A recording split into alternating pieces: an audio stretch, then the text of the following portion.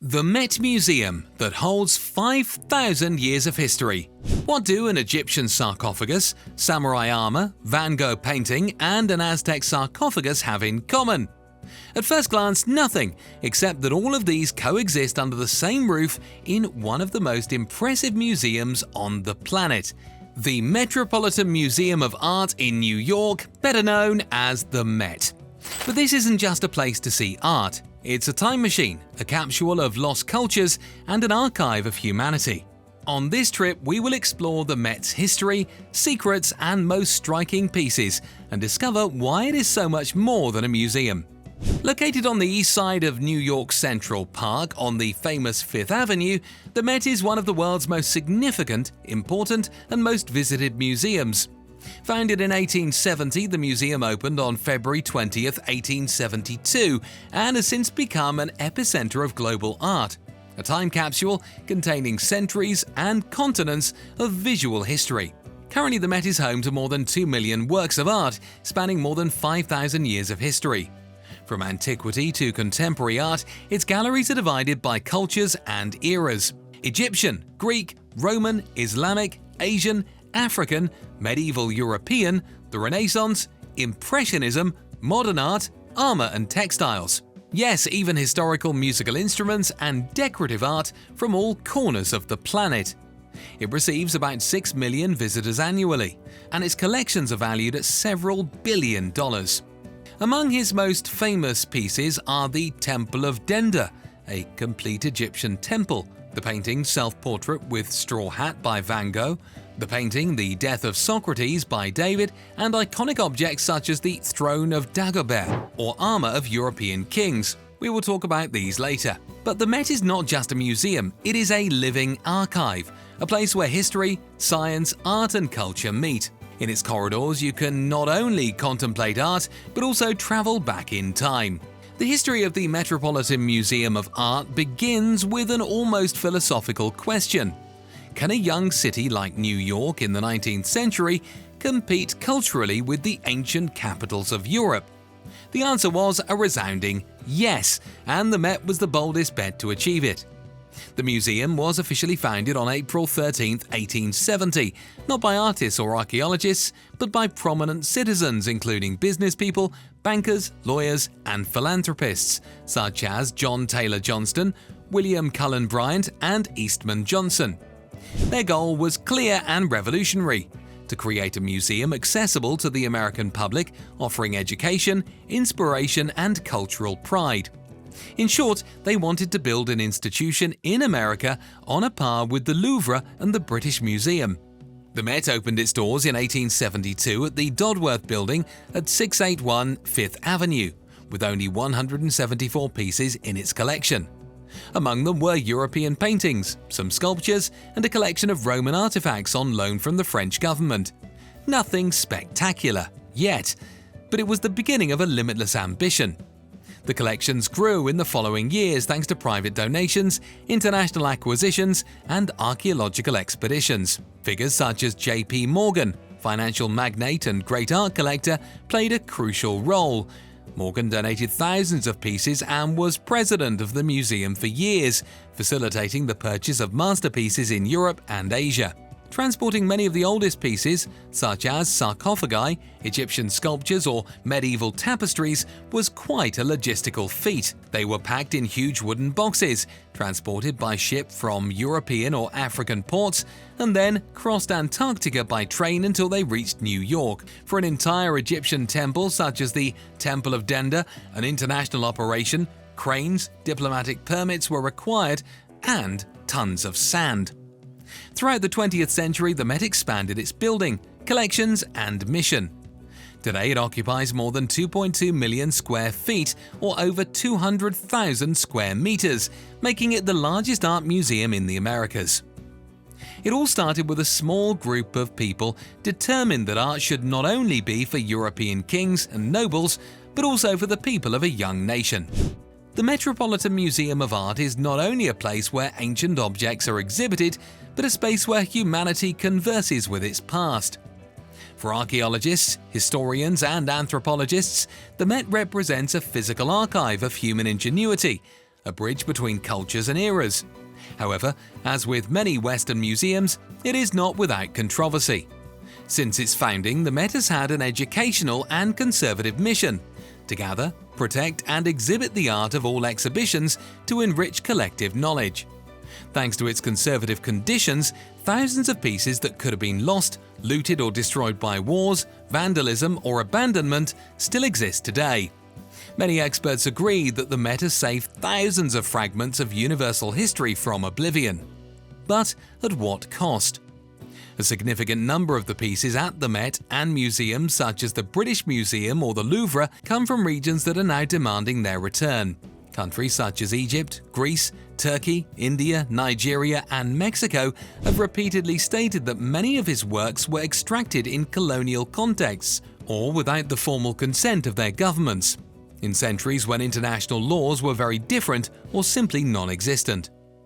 The most emblematic case of the Met is perhaps the Temple of Denda, an Egyptian structure from the 1st century BC that was moved to New York in 1965 as a gift from the Egyptian government, in gratitude for American support in the preservation of temples threatened by the construction of the Aswan Dam. But not all pieces arrived with such diplomatic courtesy. Today, many museums face a dilemma. Is it better for a piece to be preserved in a museum in New York, Paris, or London, where millions can see it and it will always be protected with the best security systems, or should it return to its origin, where it belongs culturally and symbolically, but it could also be vandalized or stolen? Let's open a debate. What do you think? The truth is that the Met has begun to respond. In recent decades, it has publicly stated its commitment to ethics in procurement and has returned some pieces after it was discovered that they were obtained illegally. In the end, the Met doesn't just store objects, it keeps memories of entire cultures. While history is being written between showcases, questions about justice, property, and preservation force us to look beyond labels. Walking through the galleries of the Met is like leafing through an illustrated encyclopedia of human history, only in life size. But among its more than 2 million pieces, some stand out above the rest, either for their antiquity, rarity, beauty, or symbolic importance. Here are some of the Met's stars.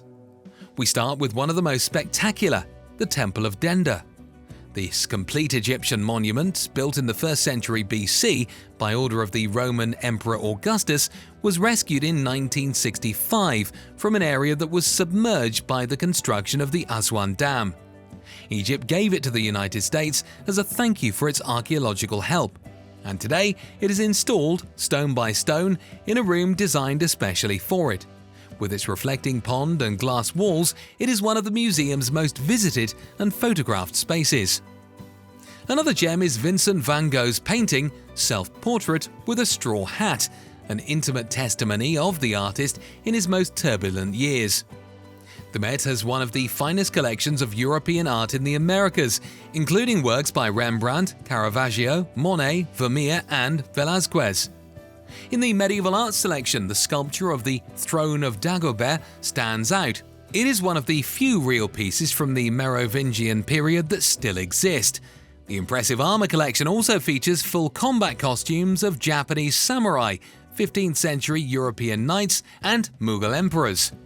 But not everything is old. The Met is also home to modern and contemporary art, from Jason Pollock to Rodin sculptures to recent installations by living artists.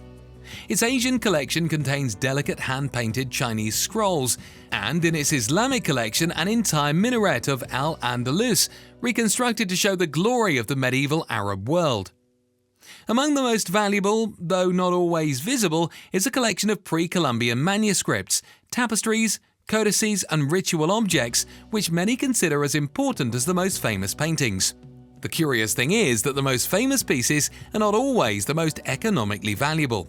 Sometimes a pottery fragment with unique inscriptions or an Aztec funerary mask made of turquoise can have such profound historical value that its market price is incalculable. Because at the Met, every object tells a story, and some stories are simply priceless. More than 150 years after its foundation, the Metropolitan Museum of Art is still standing and more alive than ever. With a collection of more than 2 million objects, an area of more than 180,000 square meters, and a history that has spanned 3 centuries, the Met is not just a museum, it is an institution that continues to grow, change, and challenge what we think we know about the past. Before the 2020 pandemic, the Met received an average of 6 to 7 million visitors a year, ranking among the 3 most visited museums on the planet, along with the Louvre in Paris and the Vatican Museum. Although the global lockdown momentarily reduced its numbers, the museum adapted to the digital environment. It reinforced its virtual tours, shared thousands of works online in high resolution, and opened previously restricted archives. In 2021, it celebrated its 150th anniversary with special exhibitions that look to the past and to the future. Today, the Met faces new challenges, ethical debates about the origin of its pieces, economic pressures, and the need to attract new generations, and the commitment to better represent historically marginalized cultures. To address them, it has initiated projects for the restitution of pieces, collaborative exhibitions with Indigenous and African communities, and has expanded its online and face-to-face educational programming. Regarding expansion, the Met continues to acquire works, but now with a stricter criteria of provenance and cultural relevance. Her goal is not only to own art, but to understand it, contextualize it, and share it with the world. In addition, it has invested in infrastructure to preserve its collections better and reduce its ecological footprint. Does it have a future? No doubt. The Met is positioning itself as a museum of the 21st century, not only because of its size or its pieces, but also because of its ability to adapt, listen, and evolve. Today, more than ever, visiting the Met is not just about window shopping. It is about reflecting on who we were, who we are, and who we could be. So, if you ever travel to New York, set aside at least a full day. It doesn't matter if you love Egyptian mummies, Greek gods, medieval codices, indigenous sculpture, or impressionist paintings, the Met awaits you with its open doors, immense history, and a secret in every room. Because it's more than a museum, it is the heart of art and history of the world. Don't forget to like and subscribe.